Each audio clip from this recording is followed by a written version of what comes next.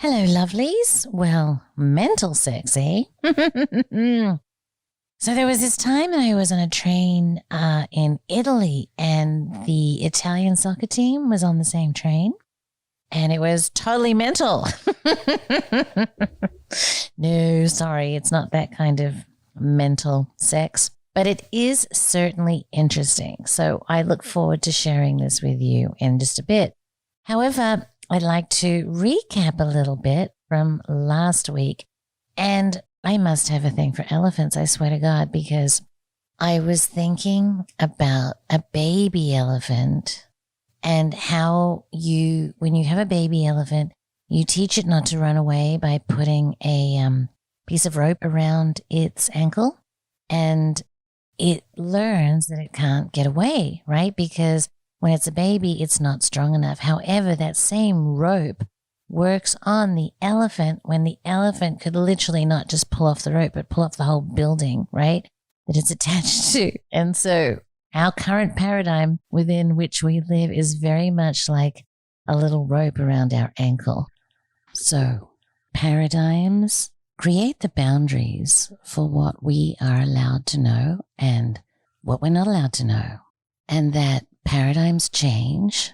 And we looked at ancient Egypt, the story of ancient Egypt through time, through different paradigms, and how the story of ancient Egypt changed significantly from being the holder of divine wisdom in the Napoleonic era down to they were a bunch of crazy savages in the 1970s, right? So since paradigms change, this means we're free to unhinge ourselves from the pervading paradigm of the day. We can add things to it or subtract things from it if we believe it does not serve us. And why is this important? Well, I am going to quote the absolutely amazing Peter Mark Adams here to explain why this is important.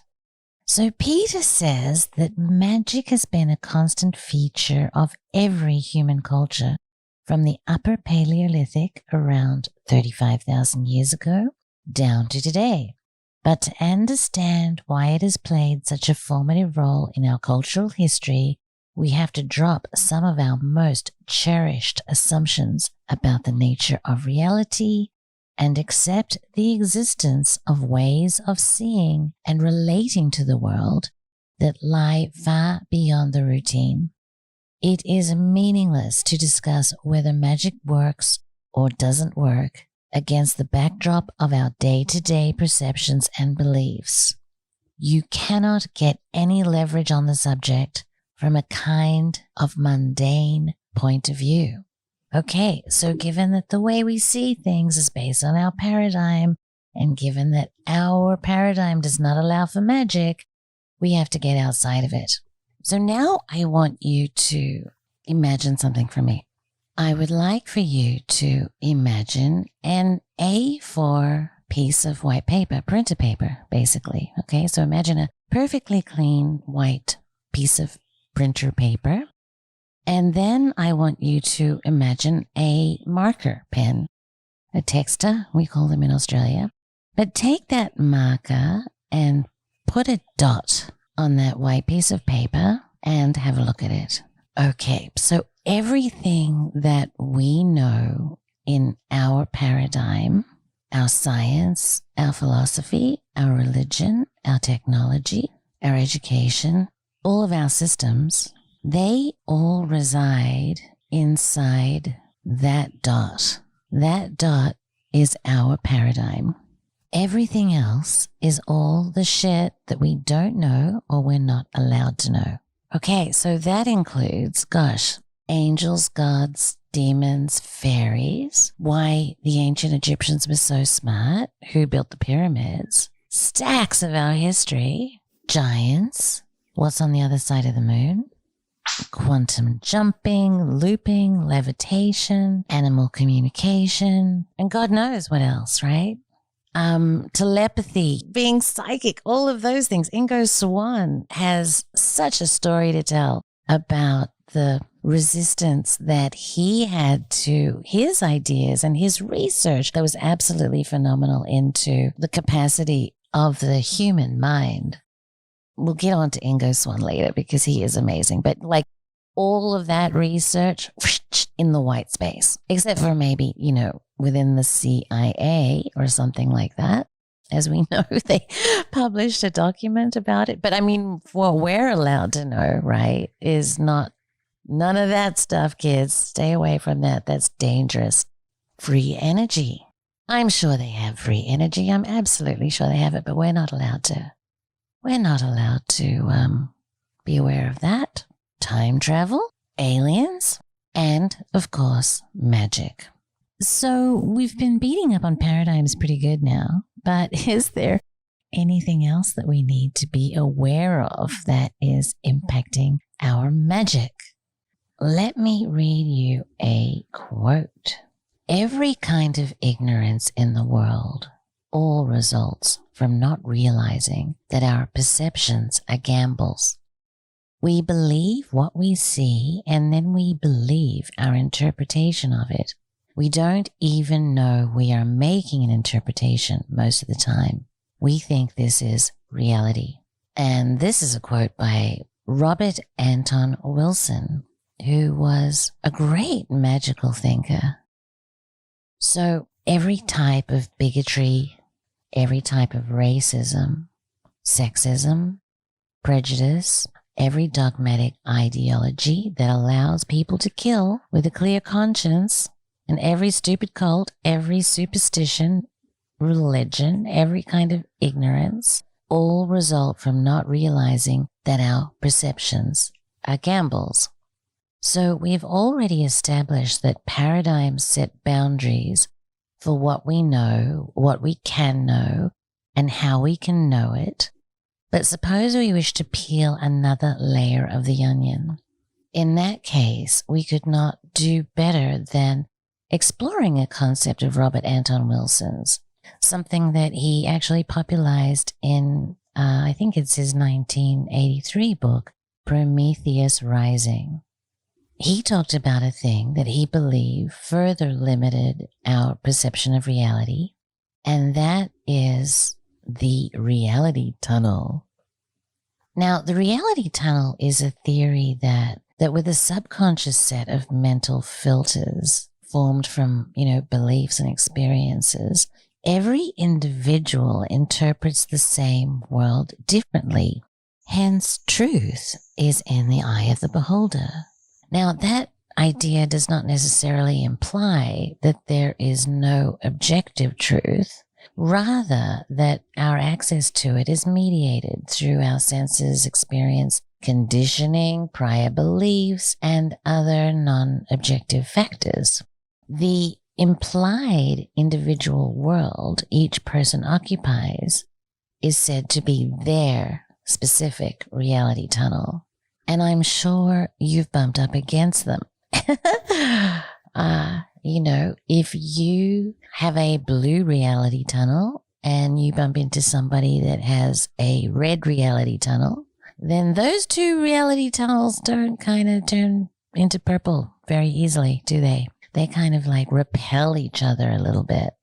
So if you're a red person, you are going to assign significance to observations that confirm red beliefs while filtering out blue beliefs. And if you're blue, you're going to notice and assign significance to observations that confirm blue beliefs while you filter out and rationalize away red beliefs.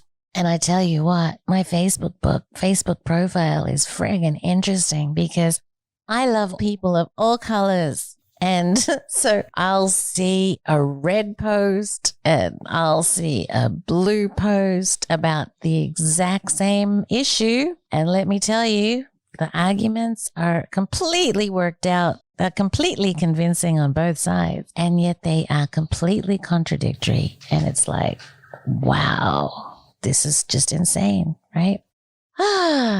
So while it seems most people take their beliefs to correspond to the one true objective reality, Robert Anton Wilson emphasizes that each person's reality tunnel is their own artistic creation, whether they realize it or not. The reality tunnel has been a handy tool to realize that there is no vantage point from which we can see objective reality. We are all looking from the point of our own reality tunnels. And when we begin to realize that we're all looking from the point of view of our own reality tunnel, we find it much easier to understand where other people are coming from. Okay, now, that made a lot of sense to me, right? That made a whole lot of sense to me. Robert Anton Wilson makes a whole lot of sense to me. And however, Robert Anton Wilson passed away 3 years after Facebook was created. So he really did not get to dive into social media the way that we do today. Sure, there was TV and radio and newspapers that created and enforced the agenda of the day and the belief systems behind it, but there was nothing like the relentless influence of social media that we experience today. This immersion in social media then kind of leads me to question Wilson's assertion that each person's reality tunnel is in fact their own artistic creation. I'm totally okay with the fact that each of us has a reality tunnel. I'm just questioning whether our tunnels today are our own artistic creation. I am not alone. Recently, Tristan Harris, an American technology ethicist who works at Google and produced the Social Dilemma documentary, which I totally recommend that you watch. That's homework for today. He said on the Joe Rogan podcast, again, Joe, hey Joe, that the mass influence of social media is the most advanced weapon on the face of the planet. I'm going to say that again. The mass influence of social media is the most advanced weapon on the planet. And this guest, I am going to totally agree with. This guest, I absolutely agree with. He said, imagine walking into a control room with a bunch of people hunched over a desk with little dials, and that control room will shape the thoughts and feelings of 1 billion people. This might sound like science fiction, but this actually exists right now, today. Right now, today, technology steers what 2 billion people are thinking and believing every day. It's possibly the largest source of influence over 2 billion people's thoughts that has ever been created. Religion doesn't have that much influence over people's daily thoughts. Government? Government's trying to, right? I don't know. Is government in collusion with technology? Perhaps? I don't know. So what used to be a personal reality tunnel has now become subject to the messaging of just a few. To quote Tristan again, he says, I don't know a more urgent problem than this, because this problem is underneath all problems. Now, he's talking about social problems, all the social movements that are fighting each other and the red and blue fighting each other and all of that. But he's not looking at all the stuff on the white page. Now, why is this important? Before we go too far down this journey, you're like, what has Facebook got to do with magic? For God's sakes, Vanese, I just put my cat pictures up there and I look at your cucumbers and girl, they are huge, your cucumbers, because they are huge. So to answer that, we're going to have to get outside our dot, get out into the white and get out into the unknown for a little bit. And so let's take a little wander down a hermetic path for a moment, shall we? And visit the Kybalion. The Kybalion is a study of the Hermetic philosophy of ancient Egypt and Greece. It's a book by 3 initiates, but nobody really knows who they are. The main teaching in this book are the 7 principles of nature. And these principles represent the power of truth and knowledge. And the very, very first principle is the principle of mentalism. The all is mind. The universe is mental, says the Kybalion. Now, this principle embodies the truth that all is mind. It explains that the all, which is the substantial reality underlying all the outward manifestations and appearances, which we know under the term of the material universe, the phenomena of life, matter, energy, and in short, all that is apparent to our material senses. So all of that is actually spirit, which in itself is unknowable and undefinable, but which may be considered and thought of as a universal, infinite, living mind. It also explains that all the phenomenal world or universe is simply a mental creation of the all. Now, I was really blessed to interview Bernado Katsrup.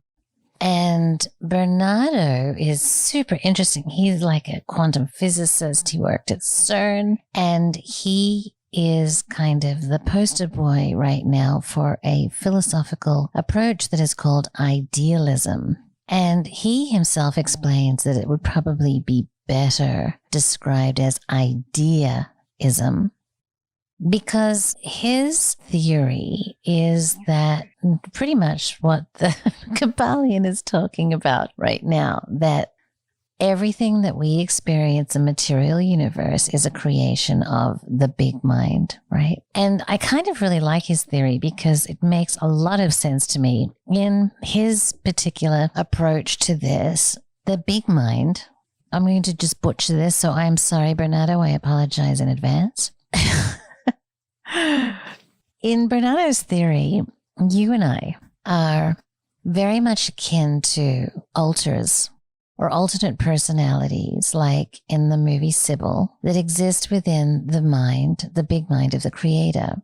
And so, in a way, the creator is suffering from schizophrenia, right? Schizophrenia. Okay, so within the big mind of the all, you have these schizophrenic alters, and each alter believes they're an independent personality. Just like, you know, in Sybil, she had a nasty one that was completely separate to the nice one that, it's been a long time since I watched that movie, but was trying to protect, you know, the younger, more innocent one, and they were absolutely distinct personalities. So basically, you and I are, under Bernardo's approach, would be considered to be independent alters of the big one. Now, why this is really interesting to me is that whole idea of as above, so below, right?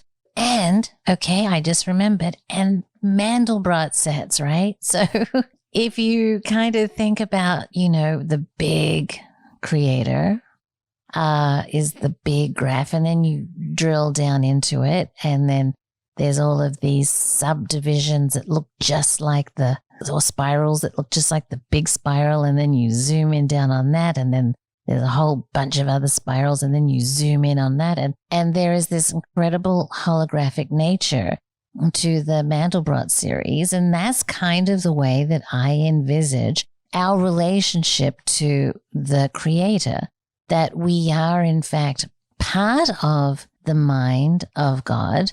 And so it's just, you need to zoom down and you'll see, holy moly, there is another spiral that looks just like the big spiral that is Vanese or is you.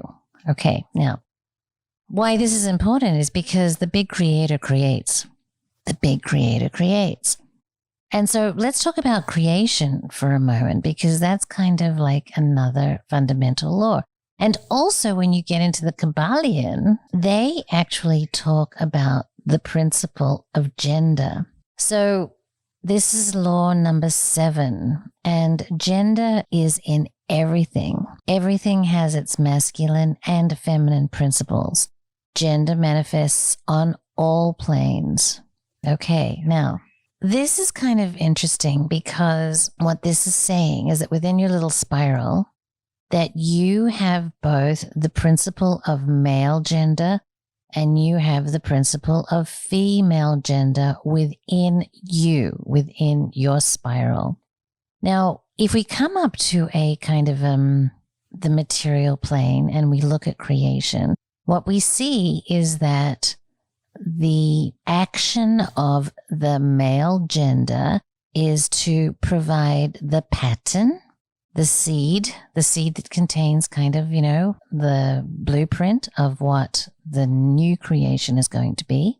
And the female is the matter.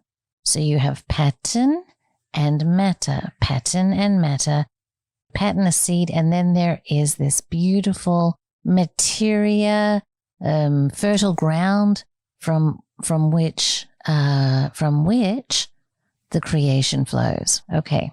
It's the same with animals. It's the same with fields. You have the beautiful field that is the female, and then the male comes along and pops the seed, or the seeds come in, which is the male aspect, and voila, things grow. Now, if your field, which in another level of this understanding, another plane in which this aspect of gender is true, is also on the mental plane, right? So we've got the physical plane where the principle manifests as sex, okay?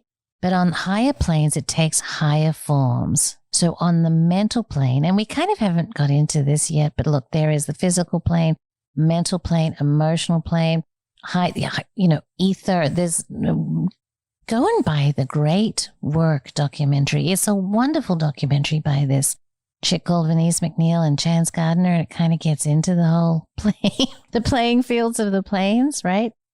Okay, so just know that on the physical plane, this principle of gender manifests as actual sex. And on the higher planes, it takes higher forms. But it's the same basic idea, right? There is no creation, physical, mental, or spiritual, that is possible without this principle. And understanding its laws will throw light on the whole subject of creation. And that's kind of what we're talking about, right? When we're doing magic, we're creating in a way. Okay, so let's go back to the mental plane. The mental plane is mind. And so in this level, in this realm of the idea of gender, the principle of gender, your mind would be the field. It would be considered to be the beautiful, lush field, brown, wormy field with activated charcoal in there and bioorganisms and worms. And okay, you can see that I'm kind of trying to learn about soil too, right? So anyway, a big, juicy lump of brown soil. That's your mind. And your mind is just waiting for seeds to be planted in it. And the seeds, once planted, are going to grow into creation. They're going to grow, they're going to manifest into reality. Now, if you do not pay attention to the seeds that get planted in your field, then you're going to end up with a bunch of stuff that you don't want. Like if somebody comes along and plants, like in my case, a bunch of zucchini seeds, I'm not going to be really happy because I don't care for zucchinis all that much. Sorry, zucchini, but I don't. You're just bland and squishy and yucky. Women biologically have kind of this impetus to go and find the very, very best seed they can out there. And it's not really necessarily on a conscious level.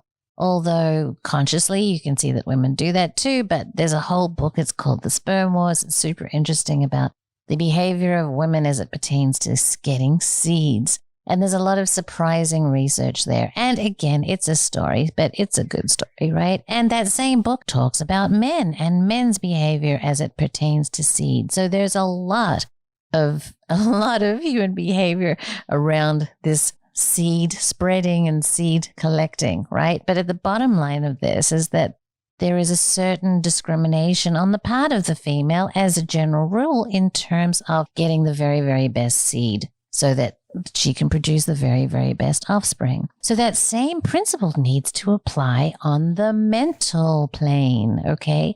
We need to be just as particular about the kinds of seeds we allow to get planted into our gorgeous field Because if we don't, then we are going to produce a whole bunch of stuff that we don't want. Now, when I first came across this idea, I loved it. It just made perfect sense to me. And I've put my money where my mouth is. Okay, so there is literally television programming and movies and things like that I will not engage with at all because I don't want to put those seeds in my brain. I don't want those seeds blossoming into whatever their nasty things they might blossom into as a result of having these ideas put in my head. So on a very simple level, right, there's scary movies. I don't want the scary movie to upset me and give me nightmares and bear fruit in terms of just a bad night's sleep. So I don't watch horror movies. I don't let those things in, okay? But now, if we look at the world today and we see that we are not living at all the way that we would choose to live, we can all agree that there are better ways of handling this set of situations that have come to the fore, but yet they have manifested and bloomed into reality. And how could that be? Well, it could be because the seed of fear was deliberately planted in the soil of our minds, and voila, a whole new reality has been created. That is magic. That right there is the science and art of creating change in accordance with the will of a select few people. That is a definition of magic. And so if we don't even understand magic, if we don't see magic, if we're not allowed to look at magic, then we just are like, oh, I'm afraid, right? Or like, and look, believe me, I was afraid too. But now I'm not, because now I have eyes to see. And look, I hear you. You might say to me, but Vanese, that's not magic, for God's sakes. Well, to be completely honest with you, we haven't really defined magic yet. And in the actual documentary, one of the reasons that it is taking so long is because it was like, okay, so we just need 72 episodes to define magic, right? It's like such a big friggin' subject. However, in making the documentary, what I did was I asked all of the amazing people that I interviewed to give me a story about an example of history in magic. Like, what was the very best example of magic in history? And to be honest with you, there's several great stories in history about magic, and I expected like John Dee stopping the Spanish Armada kind of magic stories, but magic doesn't always take the form that you think it's going to take. And to go back to John Michael Greer again, magic is about a change in consciousness. No matter how advanced the technology, it does not do what magic does. Okay, so I asked Lon Milo DuQuette, the fabulous Lon Milo DuQuette. Lon Milo DuQuette, who has really been, I don't know, an inspiration, instructive, my teacher, my mentor in so many ways on this journey. And possibly because I help him with his magic classes, I get free magic lessons all the time.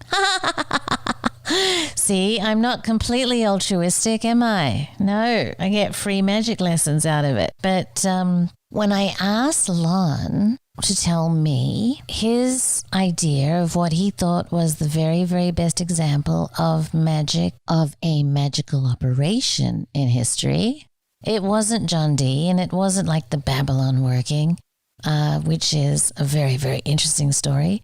It wasn't at all what I expected. And so Lon very graciously let me cut this into this podcast so that you can hear for yourself how magic actually works.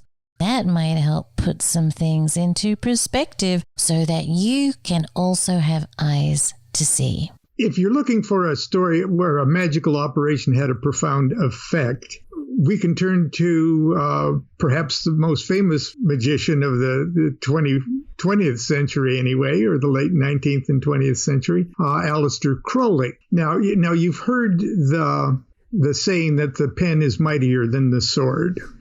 Okay. Crowley said that magic was the science and art of causing change to occur in conformity with will. Okay, so from a truly technical point of view, any truly willed act is an act of magic. Crowley, although he was trained in classical magical techniques such as Solomonic magic or the magic of Abramelin the Mage, he was also aware that if it was truly his will to have something happen, anything could become a magical weapon and anything could work as an invocation. So everyday life becomes a magical operation. Okay. It was his will prior to America coming into the war, World War I. It was Crowley's will to save England.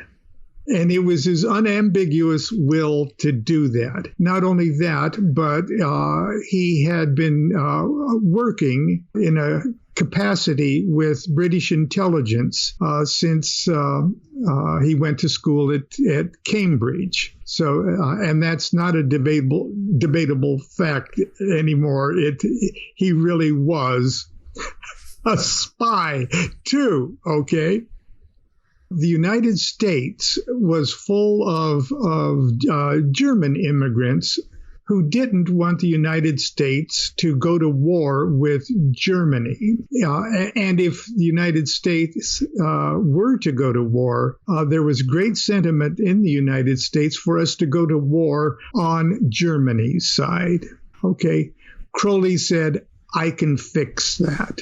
So Crowley went to New York and convinced the editor of an English language German propaganda newspaper that he was a sympathizer with Germany and that he would love to donate his skills as an editor at the newspaper and as a propagandist. He convinced them that he was indeed, and he did all sorts of funny things. He rode out to the Statue of Liberty Island and burned his passport, and he made a big thing about it. Okay, he sacrificed his reputation and everything else for this magical operation. Then Crowley started to write editorials for the German propaganda newspaper. And these editorials were wild editorials advocating unrestricted submarine warfare against civilian shipping. They were wild. They said that the Kaiser was the new Parsifal, the new Jesus Christ, and that England was just an island of pirates, and that the only nation on earth that deserved to rule the world was the Germans. Okay, this was not German policy. This was outrageously over the top things that Crowley was saying. But people started to take notice and think that it was German policy. And congressmen and senators would be holding Crowley's editorials in their hands as they said, we've got to stop Germany. They're crazy, okay? They want unrestricted submarine warfare. They want to rule the world, okay? Not to say that there isn't craziness on all sides in a war, but in this particular case, Crowley's editorials were responsible for bringing the United States into the war, amassing the greatest army we had ever amassed, over 1 million people, 1 million soldiers shipped overseas to save England's butt. That's magic. And there's a wonderful book called Aleister Crowley, Secret Agent 666. it's called. And it's written by a man named Spencer, who wrote the definitive book on English spies. But anyway, Crowley did that with a typewriter as his magical sword. He brought he started World War I. Doesn't that just kind of make you think about the things that you say or the things that you write on your social media or the things that you choose not to write? Maybe that'll have you second guess the ideas about choosing not to write certain things because let's get real, there are a lot of minefields, fields of mind that are pretty unprotected. There's not a lot of, obviously, selection going on.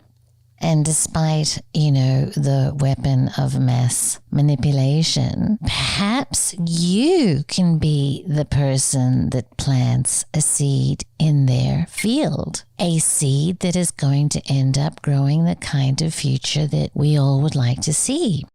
So think about it before you get discouraged. And here's one thing also that you probably don't realize on social media. When you post something that is controversial and a lot of people get on your ass and say, no.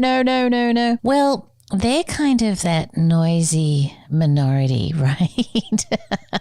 If you take the 80-20 rule, then those 20% of people that are jumping down your ass are much fewer in number than the quiet majority of 80% of people who might not say anything. However, what you say might either plant a seed or help nurture a seed. And so if you feel like you want to say something, go ahead and say it, Don't worry about the few.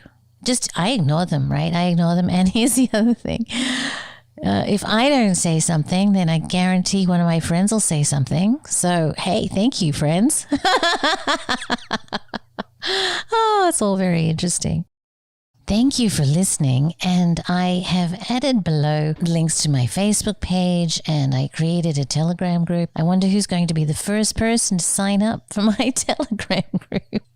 But if you'd like to, stay in touch, do that. And also you can find me on my Facebook page. So thank you again. I wish you a Merry Christmas and more soon.